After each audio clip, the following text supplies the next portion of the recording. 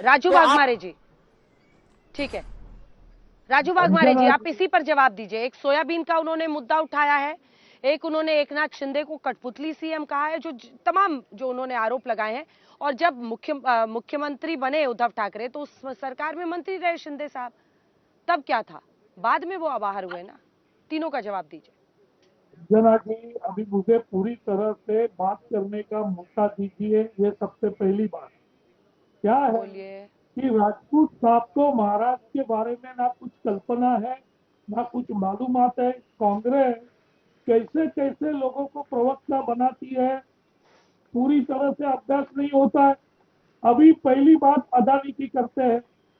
अदानी को धारावी प्रोजेक्ट में लेके आने के लिए इसके पहले का जो टेंडर था, जो टेंडर में 7,500 करोड़ भरा था, वो सेटेलिंग कंपनी को कैंसिल किसने किया? तो उद्धव ठाकरे ने किया। क्यों कैंसिल किया? क्योंकि अदानी को धारावी का प्रोजेक्ट देने के लिए अदानी ने 5,500 में वो प्रोजेक्ट किया, 5,500 करोड़ में। ये सब काम किसने किया? उद्धव ठाकरे ने किया। अभी उद्धव ठाकरे को अदानी क्यों पसंद नहीं है? क्योंकि वो प्रोजेक्ट अदानी को देने के बाद जो कंटेनर मातोश्री में आने वाले थे पैसे के, वो अभी नहीं आएंगे क्योंकि सरकार बदल गई। तो सरकार बदल गई तो फिर अपने को कोई चखने को मिलेगा नहीं। तो इसके लिए उद्धव ठाकरे और ये कांग्रेस वाले अदानी के नाम से बोल रहे। रही बात कठपुतली बनने की, तो शिंदे साहब ने पूरे महाराष्ट्र में दिखा दिया है कि सीएम कैसे रहता है, सीएम कैसे काम करता है और किस तरीके से काम करता है। हमारी शिवसेना को ना किसकी जरूरत है, ना किसके सुन के हम काम करते हैं। हमारा सीएम सवेरे 4-4 बजे तक काम करता है। जो वर्षा जो कांग्रेस की राज में खाली गिने चुने ब्रिटिश वाले उद्योगपतियों के लिए खुला था, आज शिंदे साहब ने पूरा वर्षा जनता के लिए खुला कर दिया है। 4-4 बजे तक जनता उधर आती है।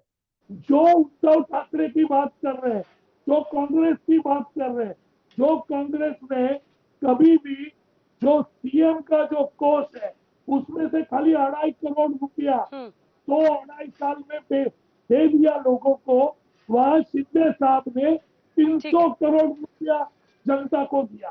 तो वो क्या कठपुतली है? अरे शर्म आनी चाहिए इस बात संजय को। जी, और सुनो सुनो 1 मिनट, रही बात अंजना जी, जल्दी जल्दी पूरा कीजिए। हाँ रही बात जी, राहुल गांधी, राहुल गांधी को तो अक्ल है ना, उनका कुछ उनका अभ्यास है। महाराष्ट्र में आके राज्य के चुनाव में जो इंसान संविधान की बात करता है कि जो संविधान केंद्र से जुड़ा हुआ है, उस शख्स के बारे में हम क्या बात करेंगे? कितनी अकल होनी चाहिए उनको? तो इस तरीके की जो बातें हैं, ठीक है, चलिए इसका जवाब सुरेंद्र राजपूत जी देंगे, कांग्रेस पार्टी के वो प्रवक्ता हैं। लेकिन संजय जी उद्धव ठाकरे गुट के हमारे साथ हैं।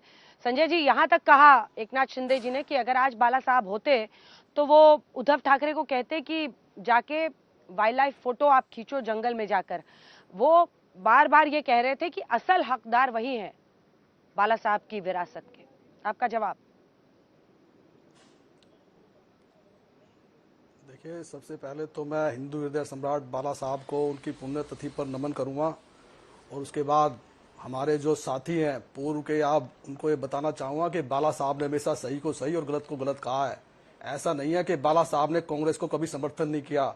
बाला साहब ने श्रीमती इंदिरा गांधी जी के इमरजेंसी को समर्थन किया था, बसंत नायक की सरकार का समर्थन किया था महाराष्ट्र में, प्रतिभा पाटिल और प्रणब मुखर्जी को भी समर्थन किया था। इसीलिए जिस वक्त बाला साहब की अंत्येष्टि की गई थी, उस वक्त न सिर्फ महाराष्ट्र में बल्कि केंद्र में भी कांग्रेस की सरकार थी, लेकिन बाला साहब को 21 तोपों की सलामी के साथ, राज के सम्मान के साथ उनकी अंत्येष्टि की गई थी।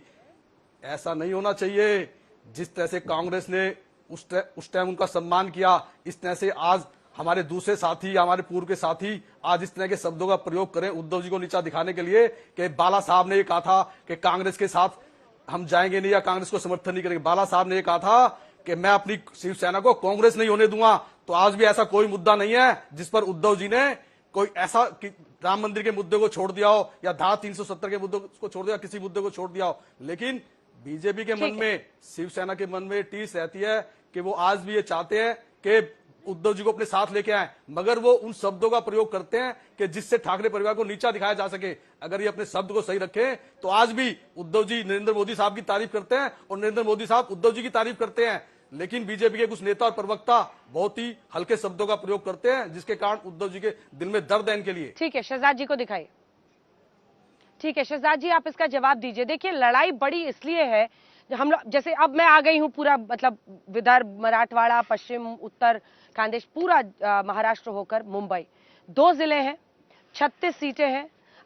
2014 के चुनाव में आपकी आई थी 16, उनकी आई थी शिवसेना की 14, फिर 15 सीटें आई 2019 में आपकी और 14 आई शिवसेना की।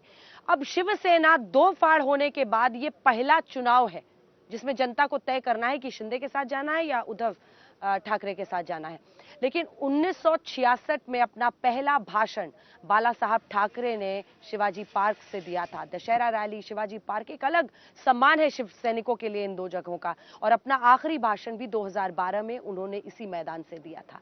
अब मेरा प्रश्न आपसे ये है, वो कह रहे हैं कि 2012 में जब उनकी मृत्यु हुई थी तो उनके पूरे राजकीय सम्मान के साथ, उस वक्त यूपीए की सरकार थी, उनकी अंत्येष्टि की गई थी, फिर कैसे वो लोग उनके खिलाफ थे? मैं आपको बताता हूं, सबसे महत्वपूर्ण मुद्दा बाला साहब ठाकरे जी का क्या था? हिंदुत्व का। वो कहते थे कि हिंदुत्व इस देश के लिए जरूरी है। हिंदुत्व को आईसिस, बोको हराम, ये आतंकी सोच है। हिंदुत्व टेरर, राम मंदिर प्राण प्रतिष्ठा में नाच गाना होता है, कृष्ण जी अर्जुन को जिहाद सिखाते हैं, सनातन समाप्त, सनातन बीमारी। ये किसके बयान है? डीएमके के, कांग्रेस के, समाजवादी पार्टी के। दूसरी बात, मैं आपको एक और चीज बताना चाहता हूं जो बाला साहब ठाकरे जी के सबसे पवित्र विचारों में से एक थे, और आप जरा सुनिए इनको। ढांचा गिराया गया तो शिवसेना ने सबसे आगे जाकर के झंडा गाड़ दिया, हमने गिराया, और उसको बड़े गौरव से उसको ओन किया। गौरव तो है ही, बिल्कुल, इसमें कोई शर्म की बात नहीं है। बाला साहब ठाकरे हमेशा बोलते थे कि उस कलंक को मिटाने में हमको बहुत गौरव है। आज मैं राजपूत जी से चाहता हूं, एक बार बाला साहब ठाकरे जी को तो उन्होंने राजकीय सम्मान दिया ना उनके हिसाब से। वैसे मिलिंद देवरा जी का ट्वीट देख लेना, वो उस समय कांग्रेस में मंत्री भी थे, किस प्रकार से उन्होंने उस समय पर क्या किया बाला साहब ठाकरे जी के साथ, वो उन्होंने ट्वीट में लिखा है। सुरेंद्र राजपूत जी एक बार बता दे केवल कि सावरकर जी महान है, जो बाला साहब ठाकरे का इशू नंबर 1 था।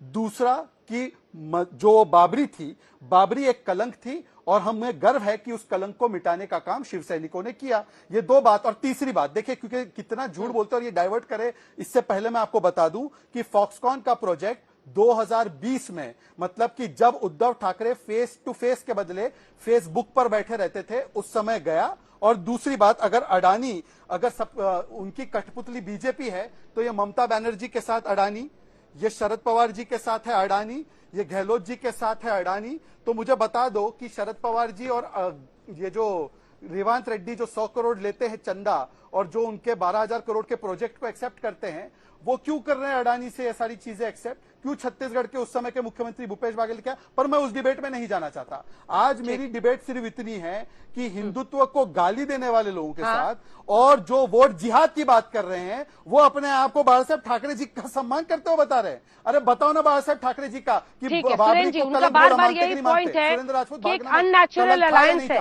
ठीक है, ठीक है, अननेचुरल अलायंस है आपका शिवसेना के साथ। जो कांग्रेस चाहे अयोध्या में विवादित ढांचे के गिराने पर बाला साहब ने ये कहा था कि अगर मेरे शिव सैनिकों ने गिराया है तो मुझे इस पर गर्व है, और इसी के साथ वो सीधा आपको चैलेंज कर रहे हैं आज वाले वक्त में अडानी को लेकर। तस्वीरें आपके नेताओं की। बिल्कुल, अडानी साहब के लिए तो हमने हमेशा ही कहा कि नरेंद्र मोदी जी अडानी को रुपया देते हैं, नरेंद्र मोदी जी देश के संसाधनों को अडानी को सौंपते हैं, और हमारे यहाँ के मुख्यमंत्री अगर अडानी से अपने राज्य में रुपया लगवाते हैं तो क्या बुरा है? अडानी कोई दुश्मन थोड़ी है हमारा। लेकिन Narendra Modi ji as a salesman अगर श्रीलंका जाके, नाइजीरिया जाके या बांग्लादेश जाकर के एज ए सेल्समैन अडानी का काम करते हैं, तो ये बताया ही जाएगा ना कि अडानी की कठपुतली है। आज की डेट में असली ताकत अडानी है और क्या नाम, ये लोग सेल्समैन है। तो अब इसमें तो हम कोई बुरी बात नहीं कर रहे। और रेवंत रेड्डी अगर अपने यहाँ 12,000 करोड़ का प्रोजेक्ट लगवा रहा है तो उसमें क्या बुरा है? पैसा ले रहा है ना उनसे, दे तो नहीं रहा है। नरेंद्र मोदी जी तो और क्या नाम अडानी जी तो पैसा, अडानी जी को पैसा दे रहे हैं। महाराष्ट्र सरकार अडानी जी को पूरी धरती दे रही है। महाराष्ट्र सरकार, एक और चौंकाने वाला खुलासा करता हूं अंजना जी, पूरे मुंबई में जो डेवलपमेंट होगा, इन लोगों ने क्या बोलते हैं इनका, ये अपना भाजपा की सरकार ने, एक टीवीआर होता है पूरे मुंबई में, किसी भी बिल्डर को 40% अगर टीवीआर चाहिए तो पूरे मुंबई का टीवीआर सिर्फ अडानी से खरीदेंगे वो, और किसी से नहीं। सरकार गई चूल्हे भाड़ में। तो ये सारी चीजें इन लोगों की ये है। और रही बात बाला साहब क्या नाम शिवसेना के इतिहास को लेकर के, शिवसेना के इतिहास को लेकर के, अगर भविष्य को लेकर के या वर्तमान को लेकर के जब बात की जाएगी तो आज की डेट में शहजाद पूनावाला ये तो बताए ना, आज से 5 साल पहले क्या कर रहे थे, इन्हीं किस किस को गाली दे रहे थे। हम तो इन पर आते नहीं, लेकिन हां भारतीय जनता पार्टी पर जरूर आते हैं कि पीडीपी के साथ ये लोग क्या कर रहे थे। तो आज वर्तमान की राजनीति में अगर आपको देश को लूटने चलोगे, आप अडानी को पूरा देश दे दोगे, अडानी को पूरा मुंबई दे दोगे, तो हम शिवसेना के साथ समझौता करके आपके इस नापाक गठबंधन को कामयाब नहीं होने देंगे। और हम किसानों के जो चाहे सोयाबीन का किसान हो, चाहे कपास छोटा सा का जवाब, किसान हो, क्योंकि मुझे चाहे प्याज का शिवसेना के भी किसान हो, दोनों लोगों, चाहे बेरोजगार हो, उसके साथ खड़े होंगे। लेकिन हम हिंदू मुसलमान नहीं होने देंगे। याद रखना, शहजाद पूनावाला लगातार हिंदू मुसलमान करने की कोशिश कर रहा है। इसको तो इलेक्शन कमीशन को भी देखना चाहिए।